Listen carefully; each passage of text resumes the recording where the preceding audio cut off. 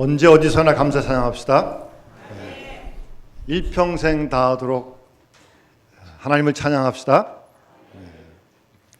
주의 은혜가 함께 하실 줄 믿습니다. 제가 말씀 전하기 전에 한두 가지 질문을 하겠습니다. 속으로 대답을 해보시기 바랍니다. 여러분들은 주님을 사랑하십니까? 너무 어리석은 질문을 해서 죄송합니다. 그러나 중요한 질문입니다.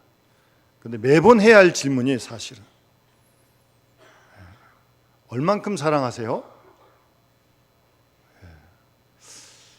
하여튼 그 사랑이 좀 더욱 더해졌으면 좋겠습니다. 또 한 가지 묻겠습니다.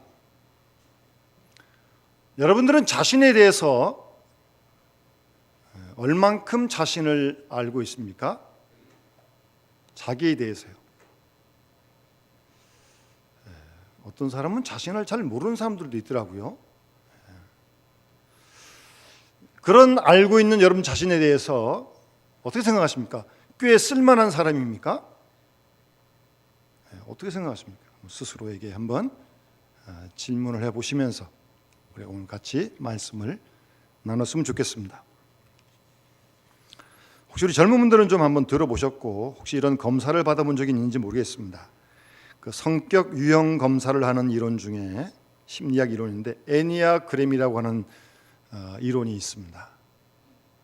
애니아라는 말은 1, 2, 3, 4, 5, 6, 7, 8, 9 9자의 헬라어입니다. 그리고 그램이라는 것은 무게를 다는 그램이고요. 애니아그램, 그래서 인간의 성격 유형을 9가지로 나누는 심리학의 이론입니다. 그래서 그걸 검사해 보면 그 설문지가 있는데 체크해가지고 나는 이런 유형이다, 이런 유형이다, 그렇게 스스로를 진단하는 그런 프로그램이 있습니다.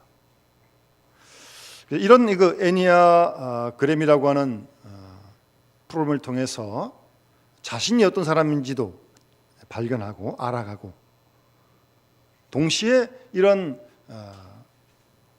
프로그램을 통해서 다른 사람들을 좀 더 이해하게 되는, 나하고 다른 사람, 저분이 저런 사람이구나, 저런 유형이구나 라고 그렇게 알아가는 일에도 도움이 되기도 합니다.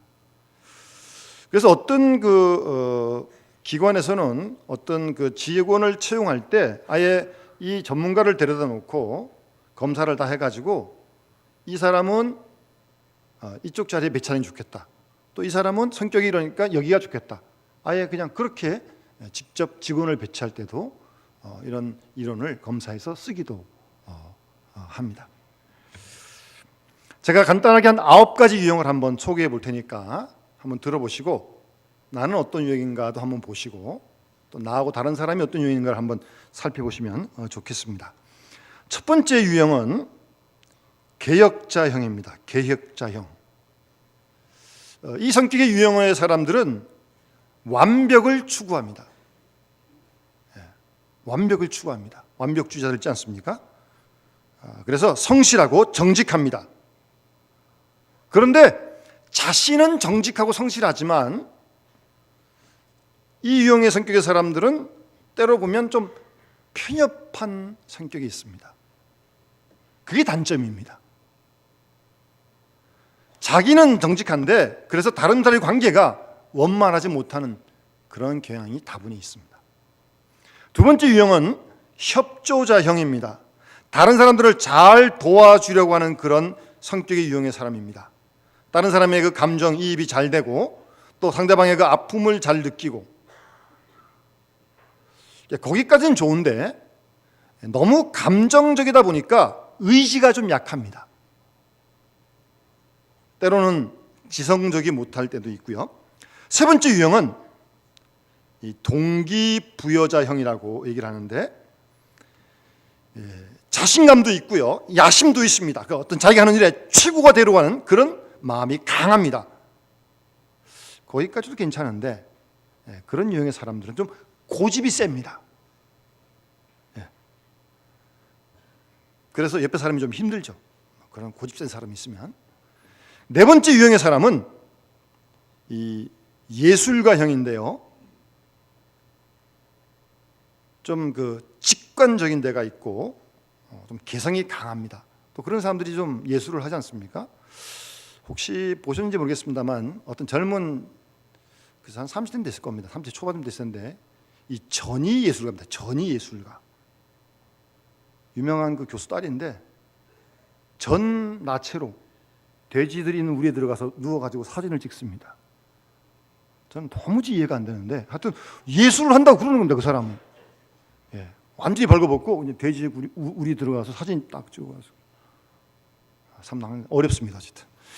어쨌든 좀 이런 예술가형 개성도 강하고 그런데 때때로 좀 우울하기도 합니다. 예, 좀 이게 심하죠, 기복이. 이런 예술가형하고 살려면 좀 남다른 각오가 있어야 됩니다. 가끔씩 이렇게 미친 짓 하니까요. 왜 그러냐고 다툼이고 그러면 못 사는 거죠. 그러니 하고 받아들이면서 살아야 이제 그런 사람하고 살 수 있는 겁니다. 다섯 번째는 사상가형이 있습니다. 뭘 관찰하고 연구하는데 아주 좀 열심히 있는 사람들이죠. 좀 탐색하는 지능이 있고요. 그래서 어떤 특정 분야의 전문가가 될 수 있는 성격인데 또 이런 사람은 좀 보면 괴팍한 데가 있고 편집증적인 그런 증세가 있습니다. 여섯 번째는 충성가형인데 남들에게 충성을 잘하는 사람입니다. 뭐 유머도 있고 사랑받는 사람이고 남들의 환심도 잘 사죠. 그런데 좀 이런 성격의 유형의 사람들은 의존적입니다. 그러니까 좀 뭐 더 큰 일을 하지 못하죠. 의존적이니까요. 일곱 번째는 만능 선수형이 있습니다. 순발력도 강하고요. 아주 신바람나게 삽니다. 잘 살아요. 그런데 또 아무래도 이런 사람은 좀 즉흥적이고 좀 광적인 데가 좀 있고 따라서 좀 지구력이 좀 약합니다. 여덟 번째는 도전자형입니다. 그래서 자신이 옳다고 생각하면 뭐 누가 말려도 듣지 않습니다. 이런 사람들이 되면 좀 교만하죠. 왜요? 다 남들이 자기보다 못하다고 생각하니까. 아홉 번째는 이제 중재자형입니다. 수용 능력도 많고 신뢰할 수 있고 느긋하고 낙천적입니다. 거기까지도 괜찮은데 이런 사람들은 좀 수동적입니다. 능동적이지 않고. 그래서 좀 큰 일을 맡길 수가 없는 그런 성격입니다. 여러분들은 어디 성격에 속한 것 같아요? 원하시면 언제 한번 딱 불러다가 이렇게 검사하면 다 나옵니다. 딱 질문해가지고 설문지를 통계내면은 9가지 유형 중에 어디라고 딱 나오니까. 근데 여러분, 그 뭐 어느 9가지를 지금 이렇게 나눠봤지만 뭐 완전한 사람은 없잖아요. 이런 장점이 있는가 하면 이런 단점이 있고 그런 거 아닙니까? 이 세상에 완전한 사람이 어디 있어요? 그런 사람은 없습니다. 장점도 있고 단점도 누구에게나 다 있는 겁니다. 그래서 뭐 어떤 목사님 설교집에 그런 제목이 있더라고요. 털어서 먼지 안 나는 사람이 있습니까? 털어서 먼지 나는 사람이 있습니까? 없습니다. 다 먼지 납니다. 그러니까 우리는 자신의 장점은 극대화하고 또 단점은 서로 간에 있으니까 다 서로 이해하고 덮어가면서 수용하고 그래야 뭐 가정도 사회도 교회도 편안해질 수 있는 거 아니겠습니까? 스스로도 자신의 장점은 극대화시켜 가고요. 또 자신을 돌아보면서 자신에게 단점이 다 있거든요. 그런 부분들을 잘 알고 단점을 최대한 좀 줄여가고 또 그리고 좀 고칠 수 있으면 좀 수정해가는 어떤 그런 자세를 가지고 있어야 하지. 자신에게 어떤 그런 단점이 있다고 나는 구제불능이야, 끝난 사람이야 라고 그렇게까지도 생각할 필요가 없습니다. 그런 것이 지혜로운 삶이라고 믿어집니다. 성격 유형을 같이 그럴 생각 없어요. 그냥 참고적으로 말씀드리면서 전 여기서 정말 예수 믿는다고 하는 것이 무엇인지를 좀 묻고 싶은 겁니다. 우리 예수를 구주로 믿습니다. 구원받았어요. 예, 구원받았어요. 하나님 자녀가 됐습니다. 여러분 그렇습니까? 예, 그러니까 이 더운 날 여기 나와서 예배드리는 거 아니겠습니까? 예, 구원받았어요. 하나님 자녀가 됐어요. 근데 거기서 끝나는 게 아니잖아요. 구원만 받으면 다 된 게 아니잖아요. 다음으로 예수 믿은 다음 그때부터 우리는 우리의 구주이신 예수 그리스도를 계속 닮아가는 삶을 사는 것이 그리스도인의 삶이라는 겁니다. 이거 아주 중요한 겁니다. 예? 예. 예수 믿으면 구원받는 걸로 끝나는 게 아니라 구원받은 그 생명이 주님을 계속해서 닮아가는 그런 과정을 우리가 살아가는 거 아니겠습니까? 그런 과정을 하기 위해서는 신학적으로는 성화의 과정이다. 그렇게 말을 하는 겁니다.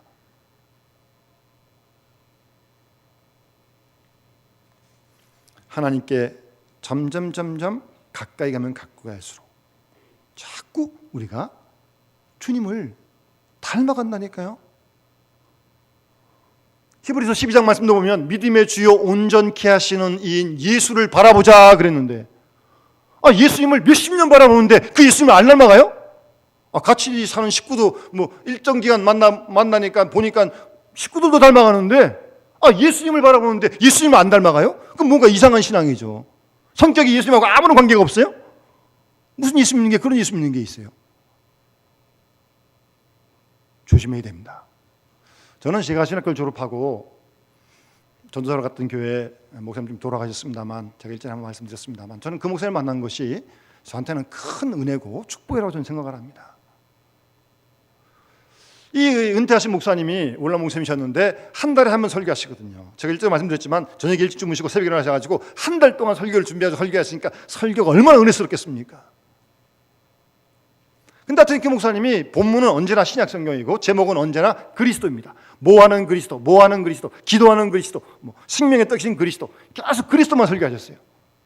그러시면서 설교 가운데 꼭 빠지지 않는 한 말씀이 있는데, 그리스도의 품격을, 그리스도의 인격을 내용으로 한 알찬 그리스도인이 되십시오. 그렇게 설교를 하시는 거예요.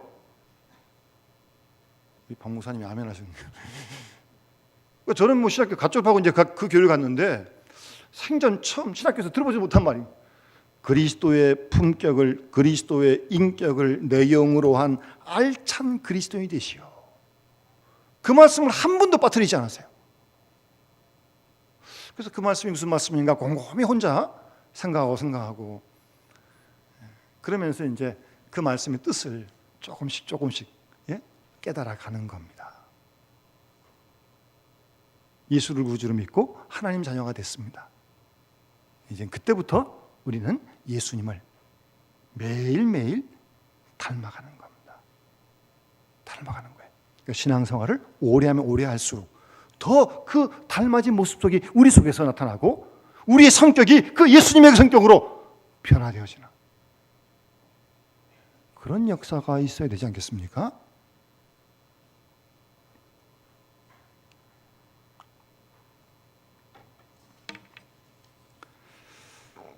여러분, 예수님이 어떤 분이십니까? 오늘 본문을 보시면 1절 말씀에 믿음이 강한 우리는 그렇게 말을 하고 있는데, 우리 전의 성경에는 우리 강한 자가 그걸 이제 이렇게 바꾸면서 번역을 다시 하면서 믿음이 강한 우리는 그렇게 번역했어요. 믿음이 강한 우리는 마땅히 믿음이 약한 자의 약점을 담당하고, 그렇게 말씀하고 있습니다. 여기서 믿음이 강한 사람이 어떤 사람입니까? 강한 자가 누굽니까? 목소리 큰 사람이 강한 사람입니까? 힘센 사람이 강한 사람이에요? 그렇지 않습니다. 본문에서 말씀하시는 강한 사람은, 믿음이 강한 사람은 우선 주위 사람들을 이해하는 그 폭이 넓은 사람이 강한 사람입니다. 이런 사람도, 이런 환경도, 저런 환경도 다 넉넉하게 이해합니다. 그 사람이 강한 사람이에요. 뭐 조그만 일만 있으면 그냥 거기 걸려 넘어지고 오해하고 원수 맺고 울고불고 절망하고, 다 믿음이 약한 사람입니다. 죄송합니다. 속이 꼭 밴댕이 속 같아가지고 좁아가지고 말입니다. 이거 아주 믿음이 약한 사람이에요.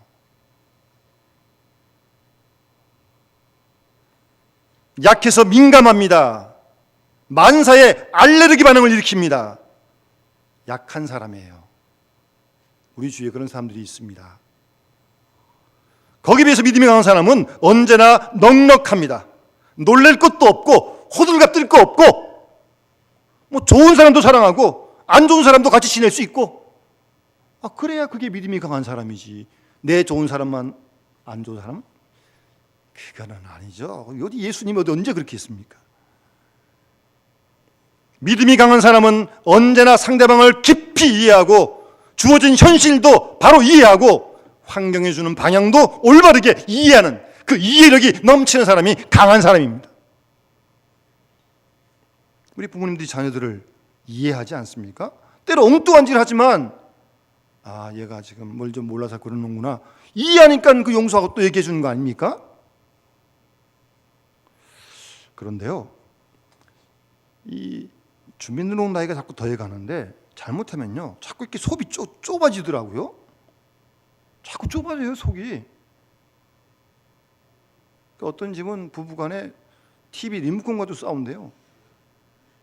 남편은 운동경기 보려고 그러고 아내는 연습극 보려고 그러고, 뭐 7번에 11번에 그거 가지고 이제 하나니까 막 싸우는 겁니다.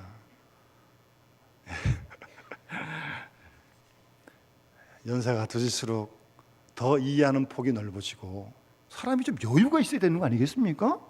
예수를 수십 년 믿었는데. 그리고 강한 사람은요, 깨달은 바를 자기 생활 속에 구체적으로 적용하고 옮겨갈 수 있는 사람이 믿음이 강한 사람입니다. 말씀을 들었어요, 배웠어요, 은혜 받았어요. 그 말씀을 어쩌든지 생활 속에 적용시키고 내 생활 속에 그 말씀을 이뤄가려고 몸부림을 치는 사람이 믿음이 강한 사람입니다. 그런데 어떤 사람은 그렇지 못합니다. 말씀은 좋아요, 은혜는 받아요. 그건 나와는 상관없다. 그러니까 뭐 믿음은 믿음이고 생활은 생활이고 이렇게 영영 따로따로 노는 거죠. 약한 사람입니다. 약한 사람입니다. 믿음이 강한 사람은요, 한두 말씀 배우는 대로 깨닫는 대로 자기 생활 속에 그 말씀을 적용해가는 사람이 믿음이 강한 사람입니다.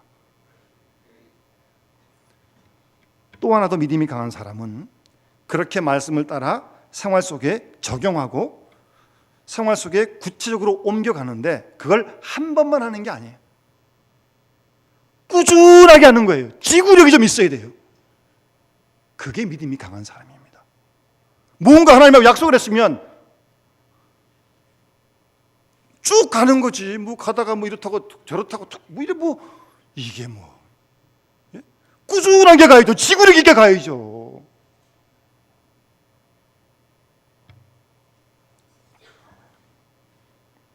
가끔 이제 뭐 이렇게 대학원을 공부하고 박사과정을 공부하는 후배들이 공부하는 게 힘들잖아요. 와가지고 목사님 뭐 박사학위 받아도 뭐 대학원 졸업해도 취직도 안 된다는데 뭐 그만둘까요? 자기 힘들다 얘기하는 거죠. 힘든 건 알겠는데 시작했으니까 끝내자고. 뭐 학위를 받아도 취직이 안 되는데 그건 나중 문제고 시작했으니까 끝내자고. 그렇게 한번 이제 용기를 같이 한번 줘봅니다. 이런 사람이 지구력 있는 사람이 믿음이 강한 사람이거든요. 근데 믿음이 강한 자가 안 그런 약한 자가 또 있거든요. 이해도 잘 못하고 뭐 말씀을 들어도 잘 생활 속에 옮기지 못하고 또 실천도 꾸지지 못하는 그런 약한 사람이 또 있습니다. 언제나 있습니다. 그런데 본문에 보면 믿음이 강한 사람이 약한 자의 약점을 담당하고 그랬습니다. 이 담당한다는 말이 아주 중요한 말입니다. 헬라의 이 담당한다는 말 뜻은요, 짐을 진다는 말이에요. 짐을 진. 강한 사람이 약한 자의 짐을 대신 져주는 겁니다. 자기 짐 아니에요. 약한 사람의 짐인데 강한 사람이 져주는 거예요. 그게 담당하는 거예요. 여러분, 예수님께서 무슨 죄가 있어서 십자가에 돌아가셨습니까? 우리의 죄를 대신 지신 거 아니에요? 우리의 질고를 지신 거 아니에요?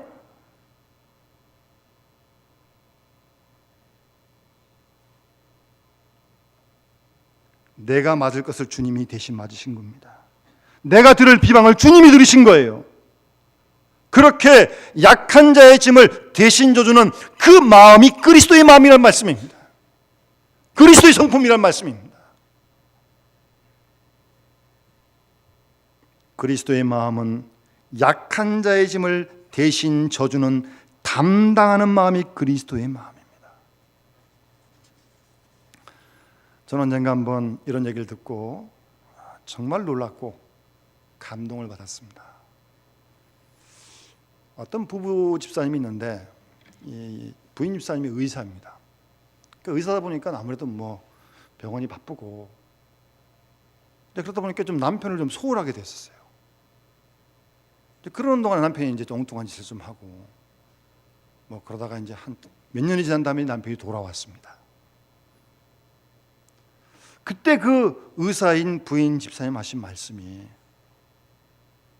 이 남편이 좀 병도 걸리고 막 그랬거든요. 이런 얘기를 합니다. 내가 의사라서 바삐 돌아가느라고 아내 구실을 제대로 못해서 당신이 밖으로 돌다가 이렇게 됐으니 책임은 나한테 있습니다. 당신이도 죽으면 당신을 죽인 내가 어떻게 평안히 살 수 있겠습니까? 나도 같은 질병에 걸려서 당신과 함께 죽는 것이 나를 위해 좋겠습니다. 근데 그러고는 그 남편하고 이제 다시 한 10년 가까이 별거를 하다가 합쳤습니다. 뭐 죽을 각오하고. 그런데 이 두 사람 사이에 뜨거운 사랑이 회복되어지면서 두 사람 다 건강하게 되었다는 겁니다.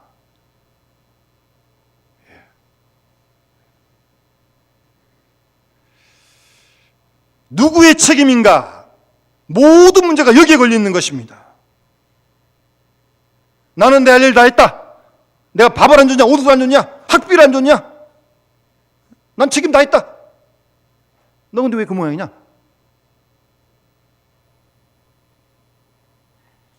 그런 거 담당하는 거 아닙니다. 남편이 밖으로 도는 것도 내 책임이고 그거 담당하는 거예요. 아내가 잘못하는 것도 내 책임이다. 그 남편이 담당하는 거예요. 저주를 받아도 내가 받습니다. 바로 그 마음이 예수 그리스도의 마음입니다. 요즘은 뭐 자기 책임까지 남에게 던져버릴 뭐 그럴 텐데 뭐 참 그런 가운데서 참 예수 믿기 힘듭니다. 정말. 주님은 그렇지 않으셨습니다. 우리의 모든 허물과 죄를 주님이 대신 담당하셨습니다. 우리의 약점을 주님이 다 담당하셨습니다. 그리고 십자가에 돌아가신 거 아니십니까? 약한 자의 약점을 비판하지 않으시고 내가 대신 자발적으로 약점을 대신 담당하는 것이 사랑입니다. 이어지는 말씀 보면 3절 말씀에 그리스도께서도 자기를 기쁘게 하지 아니하셨다라고 말씀하고 있습니다. 자기를 기쁘게 하려는 마음, 자기 중심적인 마음 좀 한번 뚝 좀 잘라버렸으면 좋겠는데, 지금까지도 나 중심으로 살아왔는데 연세도 좀 드셨는데 좀 이제부터는 나를 기쁘게 하는 자가 아니라 좀 끊어버리고, 그렇게 산다면 좀 더 새로운 세계가 열려지지 않겠습니까? 내 명예, 내 지위, 내 뜻, 내 고집 다 잊어버리고 나를 기쁘게 하지 않고 마음으로부터 완전히 벗어나서 우리를 십자가에 못 박아버리면 정말 신비로운 기쁨을 우리가 경험하게 될 것입니다. 이어서 2절 말씀, 자기를 기쁘게 하지 않고 2절 말씀 보면 각 사람이 이웃을 기쁘게 하되라고 말씀하고 있습니다. 모든 일에서 남을 기쁘게 하고 남을 편하게 하고 남의 이름을 높여드리는 것, 바로 그것이 예수님 마음 아닙니까?